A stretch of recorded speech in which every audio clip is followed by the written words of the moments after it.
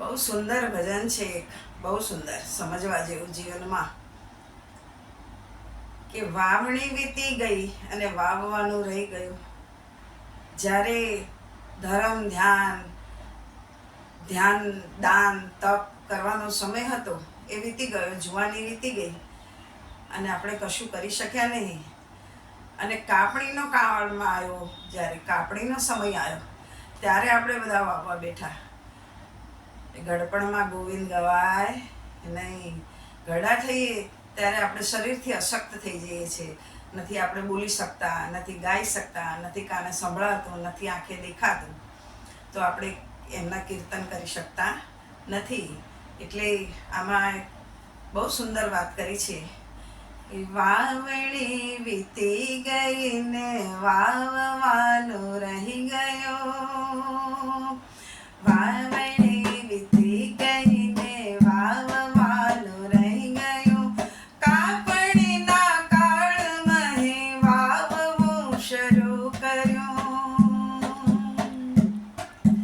કાપણીના કાળમાં હે વાવવું શરૂ કર્યું. ભાવથી ભરેલ વાદળી કદી વહી નહીં.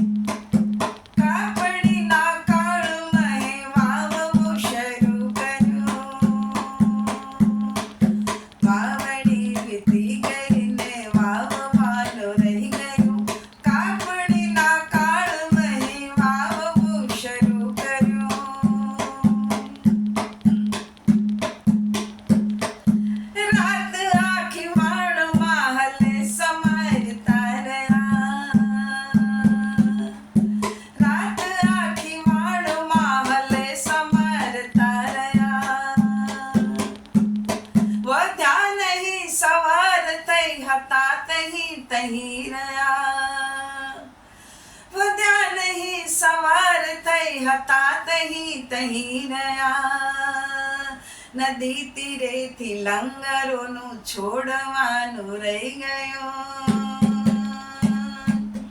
નદી તીરેથી લંગરોનું છોડવાનું રહી ગયું, વાવડે વીતી ગઈ ને વાવવાનું રહી ગયું, રાત આખી વાણમાં હલેસા મારતા રહ્યા, આખો દિવસ ધર્મ ધ્યાન પૂજા પાઠ ભગવાનને નવડાયા, તુલસી માને પાણી પીપળે પાણી, શિવજીના મંદિરમાં દોડ્યા, રણછોડજીના મંદિરમાં દોડ્યા, અને ભગવાનના મંદિરોમાં બીજા માતાજીના મંદિરે દર્શન કરવા ગયા, ખૂબ દાન કરીએ, ધર્મ કરીએ, ધ્યાન કરીએ, બધું કરીએ છીએ, પણ આખી રાત ખૂબ આપણે મીન્સ કે આખી જિંદગી ખૂબ પ્રયત્ન કરીએ છીએ, છતાંય આપણે આગળ વધી નથી શકતા. કેમ? નદી તીરેથી લંગરોનું છોડવાનું રહી ગયું.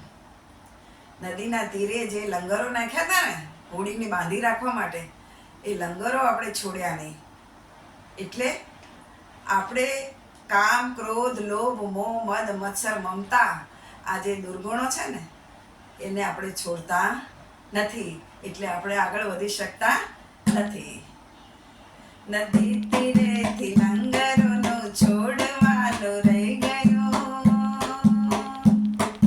વાવડી વીતી ગઈ ને વાવવાનું રહી ગયું,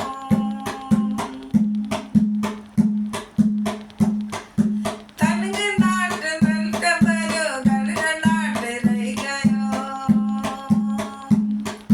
થનગનાટ જિંદગીનો લપલપાટ થઈ ગયો, તરવરાટ તર્ક ભર્યો બડબડાટ થઈ ગયો, દર્દના વિલાપમાં આલાપવાનું રહી ગયું, દર્દના વિલાપમાં આલાપવાનું રહી ગયું, વાવડે વીતી ગઈ ને વાવવાનું રહી ગયું. યુવાની શરીરમાં આવે ને એટલે આમ કરી નાખું, તેમ કરી નાખું, ફલાણું આમ પૂછું આમ કરી નાખું, ઘડીકમાં આમ કરી નાખું, એવો જુસ્સો હોય છે એનામાં, તરવરાટ હોય છે, થનગનાટ હોય છે, આ કરી નાખું, તે કરી નાખું. પણ એ તરવરાટ તમારા જિંદગીમાં ખાલી બડબડાટ જ બની ગયો, તમે કશું કરી શક્યા નહીં. દર્દના વિલાપમાં આલાપવાનું રહી ગયો,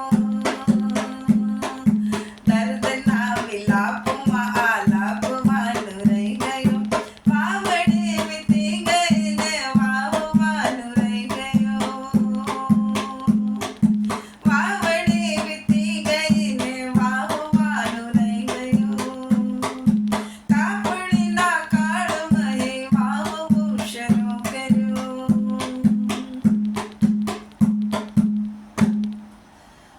આ ભજનની દરેકે દરેક પંક્તિઓમાં કંઈક કંઈક નવું જાણવાનું છે. વાંચશું ગીતા બુઢાપે એમ માનતા રહે. જ્યારે ઘરડા થઈશું ને ત્યારે ભાગવત ને ગીતા ને રામાયણ ને દેવી ભાગવત ને બધું વાંચીશું. અત્યારે શું વાંચવાનો સમય નથી. અત્યારે મારો અત્યારે મારે કમાવાનો સમય છે, મારા પરિવાર સાથે મારે મોજ શોખ અને આનંદ કરવાનો સમય છે. અત્યારે મારે ગીતાનો પાઠ કરવાનો સમય નથી.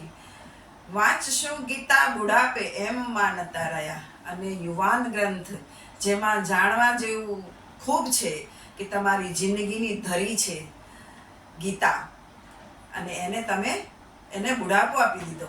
તમે વાંચશું ગીતા બુઢાપે એમ માનતા રહ્યા. યુવાન ગ્રંથને બુઢાપો એમ આપી દીધો તમે, કે જેમાં ખૂબ જાણવા જેવું છે, તમારો જીવનનો આધાર છે. એ ગીતાજીને તમે તમારા જીવનના અંત સમયમાં વાંચવાનું ચાલુ કર્યું, એમાં તમને કંઈ વળ્યું નહીં. બહુ સરસ. આની બધી જ પંક્તિઓ બહુ ફાઇન છે. યુવાનીનો છલકતો જામ આમ તો વહી ગયો. યુવાનીમાં માણસને કેટલી બધી આમ અંદરથી તોફાન જાગતું હોય છે. અંદર એ લોકોને આમ ખળભળાટ હોય છે કે આ કરી નાખું, તે કરી નાખું, આમ તેમ કરી નાખું. ઘણી બધી એ લોકોની અંદર પોતાની અંદર એવી બધી અભિલાષાઓ હોય છે. પણ એ શક્તિ છે તમારામાં, જે યુવાનીમાં જે તમારી શક્તિ છે, એનો જે પુંજ છે, તે જ પુંજ એ તમે સીધા રસ્તે જવા દેવાને બદલે આડવાટ વહી ગયો, આડા રસ્તે ચાલ્યા ગયા છો તમે, એટલે તમને તમારા જીવનમાં તમે આગળ વધી શક્યા નહીં અને તમે કંઈ કરી શક્યા નહીં. કર્યું નહીં જીવન મહીનું દર્દ દાખવી રહ્યું, વાવડે વીતી ગઈ ને વાવવાનું રહી ગયું, ભાવથી ભરેલ વાદળી કદી વહી નહીં. જીવનમાં અંદર જે લાગણીનો સ્ત્રોત છે, જે ભાવનાનો સ્ત્રોત, જે ભગવાન માટેનું જે લાગણી ને ભાવનાનો જે સ્ત્રોત છે, એ ભાવથી ભરેલી વાદળી તો કોઈ દાડે તમારામાં વહી જ નથી, તમારામાં કોઈ દાડે એ વરસી જ નથી. ફૂલો ખર્યા યુવાનીમાં, યુવાન હતા તમે, યુવાનમાં જ વસંત ખીલે ને, ફૂલો યુવાનીમાં ખીલે, યુવાનીમાં ફૂલો ખીલ્યા નહીં, વસંત તો આવી જ નહીં તમારા જીવનમાં અને સીધી પાનખર આવી ગઈ. કારણ કે તમે જીવનમાં જે ધ્યેય કે જે નિયમોથી જીવવાનું હતું એ તો તમે જીવનમાં ક્યારેય અપનાવ્યું નથી. એટલે તમે જીવનમાં પાનખર રચી સ્મશાનવત થઈ ગયું, તમારું હર્યું ભર્યું ફૂલવાળી જીવન, મહેકતું જીવન તમારું સ્મશાનવત કરી નાખ્યું. તમે તમારા જીવનને વ્યર્થ કરી નાખ્યું. તમને જેના માટે ભગવાને અહીંયા આપણને મોકલ્યા છે, એનું નામ લેવા, એના કામ કરવા માટે, એ તો આપણે કંઈ કર્યું નહીં અને આપણું જીવન વ્યર્થ ગુમાવી દીધું. આમાં ભજન બહુ સુંદર છે, બહુ સુંદર છે. જેણે લખ્યું તેને પ્રણામ. કૃષ્ણ કનૈયા લાલની જય હો.